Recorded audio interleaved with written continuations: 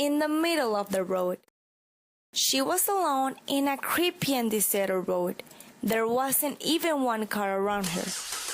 Nicole tried to start her car engine, but she failed. She got out of the car and looked the road for some minutes, wondering if she could go home before the sunset.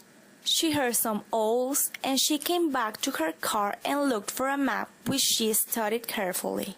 The nearest town was too far to walk, and she probably wouldn't do it before dark. Nervous and worried, Nicole stayed put and waited for someone to pass by who could help her. Meanwhile that happened, she tried to start the engine one more time, but it still didn't start. She thought that maybe the problem was the gas. She checked and the gas gauge showed half a tank full. So, after some minutes, she got out of the car and opened the hood. Nicole didn't know much about cars, but she found out that a small cable next to the transmission jolt had come loose. She tried to connect it back, but she couldn't do so. She couldn't see well under the dark, so she went to the trunk of the car looking for a flashlight. She found one, but the batteries were dead. She swore. In that moment, she saw a car coming, so she stood by the roadside and waited. The car stopped, and a beautiful woman got out. What happens? My car doesn't work. I can't get the engine to start.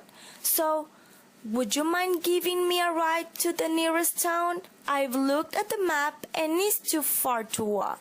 Or maybe you could call AAA for me? Okay, I'll call them for you. Or I can give you a ride. And if you want, I can give a look to your car too. Nicole agreed, and the woman came back to her car and took a flashlight out of the glove compartment. Then she went to her trunk and got a box of tools. She asked Nicole to help her holding the flashlight. Did you see that cable next to the transmission jolt? I think that's the problem. Oh, I see it. Yes, maybe it is.